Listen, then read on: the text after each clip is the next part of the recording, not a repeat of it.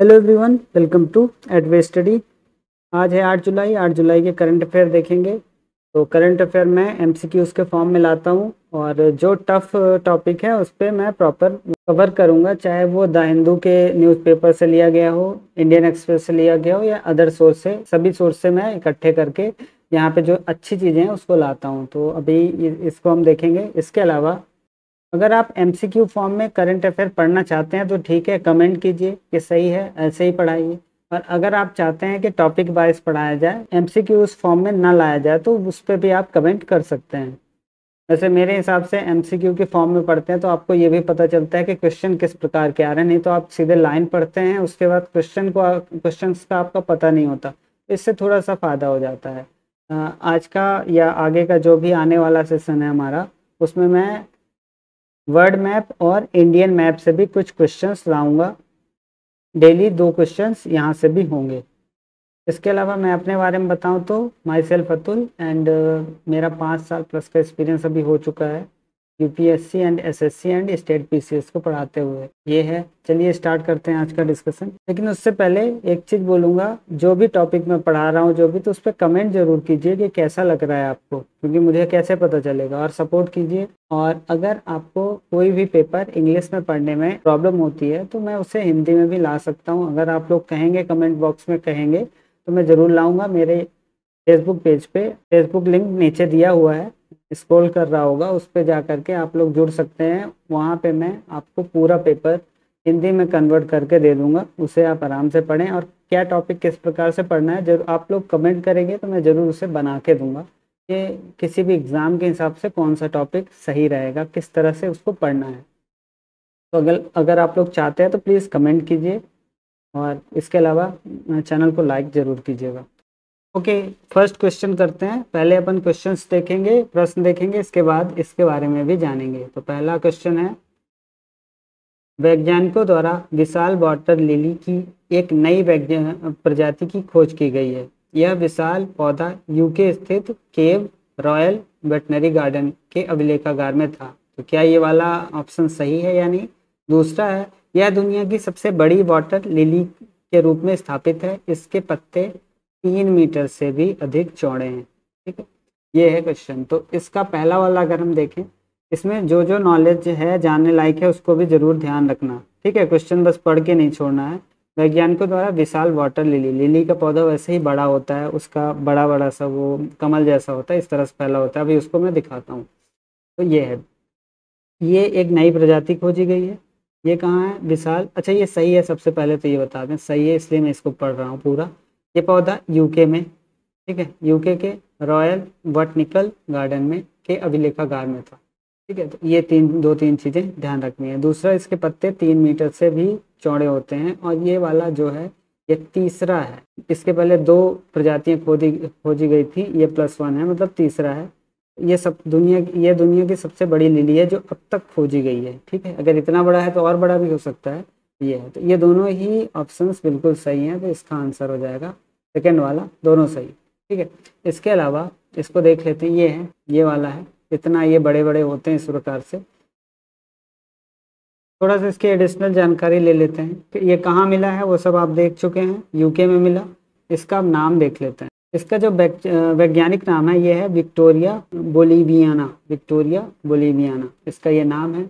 इसके नमूने 177 साल से केव के हर्बेलियम में रखे हुए थे। ठीक है, और ये इसके अलावा बोलीविया के राष्ट्रीय हर्बेलियम में 34 वर्षों से पड़े हुए हैं ये। ठीक है, तो ये ऐसा नहीं है कि पहले थे नहीं, इसके बारे में पता नहीं था। ये हर्बेलियम क्या होता है, कई बार क्या होता है, हमें कोई नया प्लांट, कोई नई स्पीसीज मिलती है, उसको क्या करते हैं ये लोग, कहीं से इकट्ठा करते हैं, कहीं पाते हैं। जैसे भारत से कोई चीज़ मिली, अब जो साइंटिस्ट था वो अमेरिकन था या यूके का था, मान लो यूके का, तो वो क्या करेगा, वो यहाँ तो रख के जाएगा, यहाँ तो कुछ स्पीसीज, कुछ उसका कुछ नमूना रख के जाएगा, बट अपने साथ भी तो ले जाएगा, उसको पता भी तो करना है, क्योंकि इसलिए तो आया था वो। तो वो क्या करेगा, उसको लेके जाएगा, और जहाँ उसके नमूने रखे जाएंगे उसको हर्बेलियम कहते हैं। तो ये जो यूके का हर्बेलियम है, उसमें 177 साल से ये पड़ा हुआ था। 177 साल पहले ये मिला होगा, कहीं से ये लोग खोजे होंगे, वहां से ले जा करके यहाँ पे रख दिए थे। ये ऐसा है, ये एक फील्ड है, खुली हुई एरिया है, ठीक है। यहाँ हम स्पीसीज को रखना है तो उसको धूप चाहिए, तो उसको इसी तरह से रखा जाता है। बट यहाँ पे इस चीज़ को कोई प्रॉब्लम नहीं होगी, कोई जीव या कोई ऐसा गाय वाय नहीं खाएगी, इस वजह से ये बचा रहेगा। तो जब इसको ढूंढा गया था 177 साल पहले, तो इसको इसको कोई और स्पीसीज जान मान लिया गया था, इसको नहीं जानते थे कि ये लिली है। इस वजह से इसे किसी और नाम से या किसी और चीज़ के नाम से पहचाना जा रहा था। लेकिन जब इसकी इसकी क्वालिटी देखी गई तो वो लिली से मिलती हुई पाई गई, तो इस वजह से फिर इसका नाम, इसकी खोज एक लिली के रूप में हुई। तो ये तीसरा हो गया, ठीक है। तो ये हो गई इसके बारे में एक कुछ एडिशनल जानकारी। ठीक है, नेक्स्ट क्वेश्चन करते हैं। हाल ही में भारतीय वैज्ञानिकों द्वारा खोजी गई सामग्री जो इंफ्रारेड प्रकाश को किस एनर्जी में बदल सकती है, यह है क्वेश्चन। कौन कौन सा है? एक एक मटेरियल भारतीय वैज्ञानिकों द्वारा खोजा गया है जो इंफ्रारेड लाइट को किस लाइट में किस एनर्जी में बदल सकता है, ये है। इंफ्रारेड प्रकाश को किस एनर्जी में बदल सकता है, ये है क्वेश्चन। हीट एनर्जी में, मैकेनिकल एनर्जी में, ग्रेविटेशनल एनर्जी में या रिन्यूएबल एनर्जी में? तो इसको एक बार आप लोग देख लें और मैं बताता हूँ फिर इसका आंसर। तो इसका सही आंसर होगा रिन्यूएबल एनर्जी में। इसके बारे में और अपन देखते हैं क्या क्या है। ओके, इसका नाम देख लेते हैं। सिंगल क्रिस्टलाइन कैडमियम नाइट्रेट, इसका ये नाम है, नाम याद रखना इम्पोर्टेंट है, किसी भी एग्जाम में पूछा जा सकता है। अभी हम देखते हैं, विद्युत चुंबकीय तरंगे अक्षय ऊर्जा का अच्छा स्रोत होती हैं, आपको पता है। Electromagnetic waves are source of renewable energy used in power generation, telecommunication, defence and security technology, sensors and health services. इन जगहों पे इनका उपयोग किया जा सकता है, ठीक है। इलेक्ट्रोमैग्नेटिक वेव्स अच्छा सोर्स होती हैं अक्षय ऊर्जा का या रिन्यूएबल एनर्जी के लिए, ठीक है। बट क्या इसका यूज ऐसे किया जा सकता है? इलेक्ट्रोमैग्नेटिक वेव जो होता है वो तो हमें सनलाइट से भी मिलता है। इसके अलावा जैसे हम एक ये इस रस्सी को हिला रहे हैं, तो जब तेज हिला रहे हैं या धीमे जो भी है, तो यहाँ पे भी इलेक्ट्रोमैग्नेटिक वेव्स आ रही हैं। तो क्या इसको हम लाइट बना लेंगे या रिन्यूएबल एनर्जी में कन्वर्ट कर सकते हैं? ये तो नहीं किया जा सकता। या पानी में ये ऐसे टपक रहा है तो ये कुछ गिरता है तो ये इलेक्ट्रोमैग्नेटिक वेव्स बनती हैं, तो क्या इसका यूज़ कर सकते हैं? तो इसके लिए कुछ कंडीशन लगानी पड़ेगी, ऐसे तो नहीं होगा ना। सबसे पहले तो देख लेते हैं इलेक्ट्रोमैग्नेटिक वेव्स होती क्या हैं। वाइब्रेशन, किसका vibration? Electric field and magnetic field के बीच का जो वाइब्रेशन होता है, जो कंपन होता है, उससे उत्पन्न होती है इलेक्ट्रोमैग्नेटिक वेव्स। जब इस रस्सी को तेज घुमाया जा रहा है, हिलाया जा रहा है, तेजी से इनमें कंपन किया जा रहा है, तो इलेक्ट्रोमैग्नेटिक वेव्स ज़्यादा वो उत्पन्न हो रही हैं। जब इसे धीमा कर दिया गया तो एनर्जी कम हुई, तो इलेक्ट्रोमैग्नेटिक वेव्स की भी संख्या कम हो जाएगी। ये चीज़ आप समझ सकते हैं। इसके बाद इलेक्ट्रोमैग्नेटिक वेव्स को कन्वर्ट किया जाता है किसमें? अक्षय ऊर्जा या रिन्यूएबल एनर्जी में। जैसे टरबाइन का यूज़ करके, जैसे पानी है, पानी में चलाया जाता है, टरबाइन को चलाया जाता है, टरबाइन चलता है, वहाँ पे लाइट बनती है। फिर उसको एसी या डीसी के फॉर्म में उसे इकट्ठा कर लेते हैं, चाहे बैटरी में करें या जैसे भी करें, फिर हमारे घरों तक आता है, तो वो रिन्यूएबल एनर्जी हो गई। जो इंफ्रारेड लाइट होती है, इसमें भी इलेक्ट्रोमैग्नेटिक वेव्स होते हैं, उसको ये कन्वर्ट कर सकता है रिन्यूएबल एनर्जी में। और यहाँ से जो रिन्यूएबल एनर्जी मिलेगी उसकी एफिशिएंसी में कोई कमी नहीं होगी। सबसे बड़ी बात ये है। ये काम कैसे करता है? ये जो मटेरियल है ये इंफ्रारेड लाइट को एमिट कर लेता है, सोख लेता है, या इंफ्रारेड लाइट का जो एमिशन होता है उसे सोख लेता है और रिन्यूएबल एनर्जी में कन्वर्ट कर देता है। ये जो कण है, ये जो पदार्थ है, मटेरियल है, उसका साइज इंसान के बाल से 1000 गुना छोटा है। मतलब बहुत बहुत ज़्यादा माइक्रो में है ये इसका साइज। इसकी खोज कहाँ की गई है? बेंगलुरु के Jawaharlal Nehru centre for advance scientific research centre में। ये department of science and technology का ही एक पार्ट है, ऑटोनोमस बॉडी है, खुद ये, मतलब ऑटोनोमस आप लोग समझते होंगे, तो ये चीज़ें हैं। नेक्स्ट टॉपिक पे चलते हैं, रिफॉर्म इन एजुकेशन सेक्टर। ठीक है, इस वाले सेक्शन में हम ये वाला समझने वाले हैं, ये चीज़ समझने वाले हैं। तो इसको जानने के लिए हमें क्या क्या जानना होगा? सबसे पहले ये है क्या? ये जो हायर एजुकेशन है कॉलेज और यूनिवर्सिटी के लेवल पे, उसमें कुछ रिफॉर्म की बात की जा रही है, जिसके लिए हमें क्या क्या जानना होगा। एक तो इसके लिए कौन सी कमेटी जिम्मेदार होती है, नैक क्या होता है, नैक के बारे में थोड़ा हम जानेंगे, और क्या प्रोसेस होता है कॉलेज को मान्यता देने का, ये सब हम इस वाले सेक्शन में समझेंगे।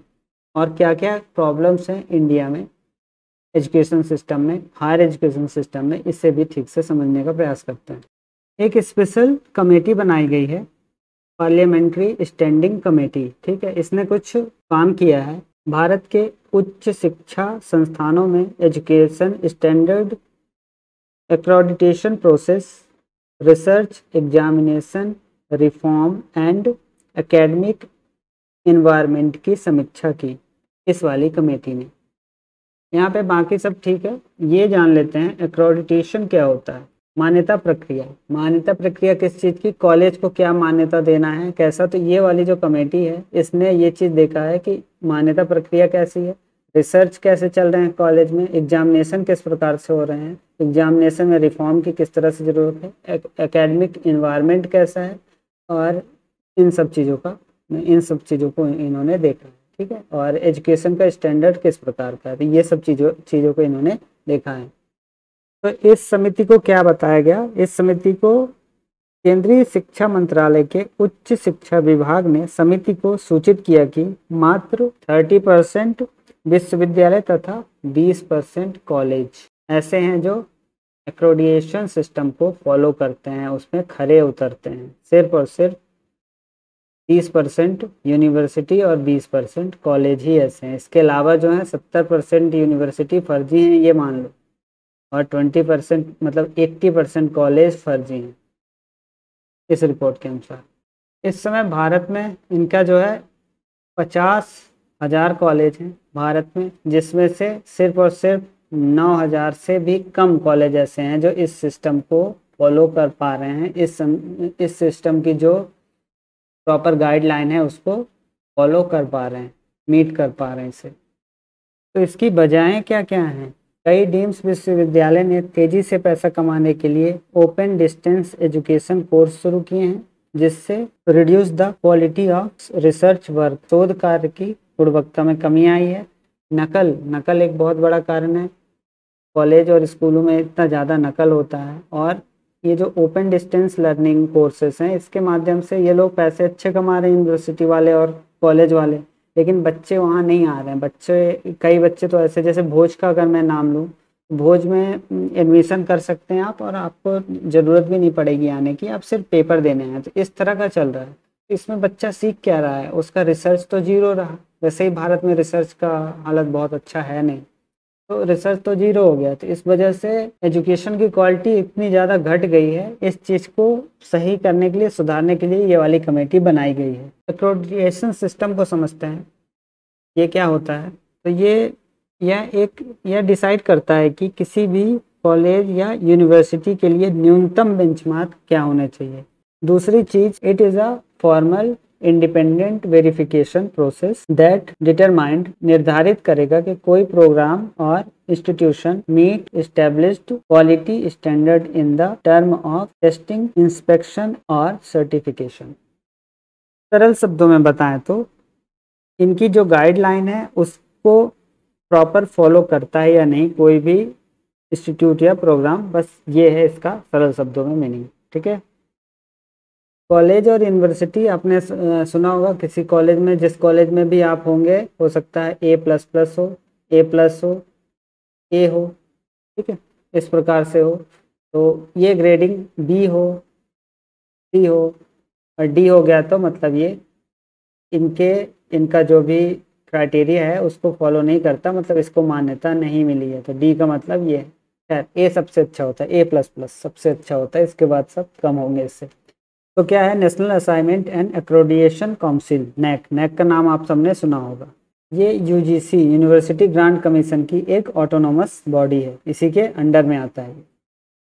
फिर ये क्या करेगा, मैंने ये बता ही दिया, इतने से इतने तक का होगा। इसके अलावा 5 वर्षों के लिए मान्य होगा। अगर किसी भी कॉलेज या इंस्टीट्यूट को अगर इन्होंने मान्यता दी है तो वो 5 साल के लिए मान्य होगा। 5 साल बाद उन्हें फिर से करवाना होगा। अगर वो फिर से मीट करते हैं इनका जो भी मानक होगा उसको अगर मीट करते हैं तो उनका उनका सेम रहेगा। अगर उससे कम हुआ इनका ग्रेड गिरा दिया जाएगा, A+ हो जाएगा, A हो जाएगा, B हो जाएगा। इस प्रकार से घटा भी दिया जा सकता, घटाया जा सकता है कुल मिला के। इनका क्राइटेरिया किस किस चीज़ पे देखेंगे, टीचिंग पे देखेंगे, टीचिंग कैसी हो रही है, ठीक है, रिसर्च कैसा हो रहा है उस इंस्टीट्यूट में, और इंफ्रास्ट्रक्चर कैसा है। तो टीचिंग होगा, रिसर्च होगा, और इंफ्रास्ट्रक्चर कैसा होगा। इंफ्रास्ट्रक्चर मतलब वहाँ वो बिल्डिंग है प्रॉपर या नहीं है, ठीक है। अगर किसी स्कूल में जा रहे हैं तो बच्चों को बैठने के लिए है भी या नहीं है ना। इसके अलावा पार्किंग व्यवस्था कैसी है, स्कूल या कॉलेज, स्कूल का तो खैर ये नहीं देखता, सॉरी अगर बोल दिया तो। कॉलेज की बात कर रहे हैं हम, कॉलेज या यूनिवर्सिटी की। कॉलेज या यूनिवर्सिटी में प्रॉपर ग्राउंड है या नहीं है। इसके अलावा पार्किंग होनी चाहिए। तो ये सारी चीज़ें वो देखता है। अगर ये सब चीज़ें मीट करती हैं, इनके जितनी जनसंख्या है उस स्कूल की जो संख्या है उसके अनुसार सब चीज़ें होनी चाहिए। अगर ये सब करता है तो फिर ये उस हिसाब से इनको रैंक देता है A+2 C तक। और अगर D गया तो ये बिल्कुल ही बेकार सा कॉलेज है इसका मतलब। एक छोटा सा टॉपिक है ग्लोबल इंडेक्स डेटाबेस 2021 के बारे में, तो इसे थोड़ा सा देख लेते हैं। छोटा सा है। इसे कौन निकालता है? इसे विश्व बैंक निकालता है। इसे निकाला गया है डिजिटल पेमेंट के फॉर्मल एंड इनफॉर्मल यूज पर। तो लोग फॉर्मली और इनफॉर्मली किस प्रकार से डिजिटल पेमेंट का यूज कर रहे हैं, इस चीज को समझने के लिए एक शोध किया गया, एक रिसर्च किया गया, उसकी ही एक रिपोर्ट है। तो कोविड-19 के दौरान 123 अर्थव्यवस्थाओं में 1,25,000 से अधिक लोगों पर यह सर्वेक्षण किया गया। विश्व भर में नए खाते 50% खुले। इस बीच में पूरे वर्ल्ड में 50% नए खाते खोले गए, क्योंकि डिजिटल पेमेंट को ज़्यादातर जगह बढ़ावा दिया गया है। भारत में भी दिया गया है, चाइना में भी दिया गया है, ध्यान रखिएगा, इंडिया और चाइना दोनों जगह दिया गया है। लेकिन एक चीज़ है, 76% इसमें वयस्क हैं, मतलब अडल्ट हैं जिन्होंने अपने खाते खोले हैं। 76%। इसके अलावा बच्चों के और बूढ़ों के, इसके अलावा जो बचता है 24% उसमें आएंगे। तो खैर उसका नहीं है, ये समझना है। विकासशील देशों में मेल क्या है 74%, 68% महिलाओं के पास खाते हैं। ये है विकासशील देशों का। और भारत और चाइना जिनकी सबसे ज़्यादा आबादी है, अगर उनका देखें तो ज़्यादातर लोगों के पास बैंक खाते नहीं हैं आज भी। हालांकि काफ़ी खुले हैं, भारत में तो बहुत खुले हैं, उसके बाद भी आज भी नहीं है। नेक्स्ट क्वेश्चन पे आ जाते हैं। क्वेश्चन देख लेते हैं। ऑस्ट्रेलिया के अधिकारियों द्वारा एक विनाशकारी परजीवी को रोकने के लिए लाखों मधुमक्खियों को मार डाला गया। इस परजीवी का नाम बताना है। हुक बॉम्ब, स्केबिस मीट, राउंड बॉम्ब, या बरोवा मीट। ठीक है, 2-3 सेकेंड है, आप देख लीजिए। और इसका आंसर है बरोवा मीट। इन सब का ये ऐसे दिखते हैं, ये वाला ऐसा दिखता है, इसको देख सकते हैं इसको, और ये वाला है वो जिसको ख़त्म करने के लिए ऑस्ट्रेलिया में ये वाला कदम उठाया गया है। क्यों है वो आगे हम देखते हैं। ये जो बरोवा मीट है ये वैसे तो इनके लार्वा को खाता है, इसको खाता है, बट क्या है धीरे धीरे इनके साथ ये बड़ा होता है और इस तरह से इनमें चिपक करके ये आगे जाता है। अब ये जैसे फिर से नया लार्वा देगी, उसके साथ इस पर गिरेगा, इस पर चिपकेगा, आबादी बढ़ेगी और इस तरह से ये बढ़ता जाएगा। इस तरह से ये बढ़ बढ़ के और ये इनकी आबादी को ख़त्म कर सकता है। ठीक है, ये ऐसा चिपक के इनका पूरा इनको ख़त्म ही कर देगा। तो जब ये पहले अभी इतने हैं, ये बहुत सारे होंगे, बहुत सारे होंगे, इनको ये मर जाएगी, फिर नेक्स्ट होगा उसके अंदर भी चिपकेगी। तो इनको मारने का कारण ये था कि इनकी दूसरी प्रजातियां जो हैं और ये जो दूसरी मधुमक्खियां वहां तक ये वाला बॉम्ब ना फैले, इस वजह से इनको मारा गया है। तो सिंपली इसका मतलब ये है। तो ये एक छोटा सा टॉपिक था। नेक्स्ट पे चलते हैं। नेक्स्ट क्वेश्चन है, मैप पे आ जाते हैं। तो यहाँ से एक क्वेश्चन है, क्या है, gulf of Mannar, great Nicobar, south Andaman and Chennai, इस टाइप के क्वेश्चन आते हैं। हालांकि ये सरल क्वेश्चन बनाए हैं, अगर आप लोग कहेंगे तो इसका लेवल बढ़ा देंगे, और अगर क्वेश्चन और बढ़ाने तो इस टाइप के क्वेश्चन और भी बढ़ाए जा सकते हैं। इंदिरा पॉइंट है, चलुंगा रेंज है, बे ऑफ बंगाल है, पाक पे है। तो गल्फ ऑफ मन्नार, अभी हम इस सबकी लोकेशन देखेंगे। गल्फ ऑफ मन्नार को अगर हम देखें तो ये पाक वे में हो जाएगा। इसके बाद चेन्नई अगर हम नहीं जानते कुछ तो चेन्नई देख लेते हैं, चेन्नई बे ऑफ बंगाल में आ जाएगा, ठीक है। फिर इसके बाद साउथ अंडमान, और इसमें दिक्कत होगी, कोई दिक्कत नहीं अगर आप ये जानते हैं ये वाला पॉइंट तो एक तो लास्ट मिल ही जाएगा, ठीक है। ग्रेट निकोबार में है इंदिरा पॉइंट। इसके बाद ये रेंज है साउथ अंडमान में, तो इनकी लोकेशन भी एक बार हम लोग मैप पे देख लेते हैं। इससे पहले इसका ऑप्शन चूज कर लेते हैं। सब में डी लास्ट में है, इसमें ये है तो यही वाला पहला सही हो जाएगा। सिंपल था, बट इनकी लोकेशन बहुत ज़रूरी है जानने, क्योंकि ये अपने भारत के एरिया हैं, यहाँ से क्वेश्चन जरूर आते हैं। ओके, हम यहाँ से देख रहे हैं ये इंदिरा पॉइंट, ठीक है।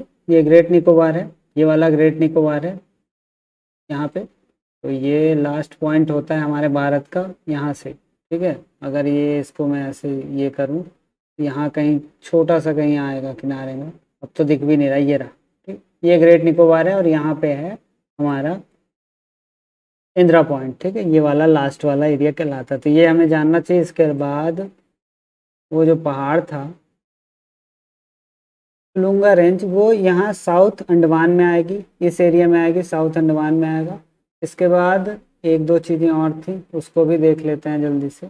ये पाक पे है ये वाला, तो ये गल्फ ऑफ मन्नार और ये पाक पे यहाँ पे हो जाएगा, तो इस तरह से ये हो गया। ये वाला है पाक जल डमरू मध्य, ये वाला है, तो ये वाला हो गया गल्फ ऑफ मन्नार। और एक लास्ट था जो चेन्नई, तो चेन्नई तो फिर खैर ये सभी को पता है, ये ऐसे एडिशनल डाल दिया था बंगाल की खाड़ी में, जिससे आसानी से क्वेश्चन किया जा सके। थोड़ा समझ आया, क्योंकि टफ क्वेश्चन सीधे कर देंगे तो कठिन हो जाएगा। खैर ठीक है, उम्मीद है आपको ये लेक्चर पसंद आया होगा। अगर पसंद आ रहा है तो प्लीज़ कमेंट ज़रूर कीजिए और बताइए, लाइक भी कीजिए, शेयर भी कीजिए और कमेंट भी कीजिए। और अगर आपको हिंदी में चाहिए कोई भी पेपर तो आप बताइए कि ये वाला पेपर हमें हिंदी में चाहिए, तो उसको मैं हिंदी में कन्वर्ट करके भी दे दूँगा। कैसे पढ़ना है वो भी बता दूँगा फेसबुक पेज पे। Thank you for watching Edave study.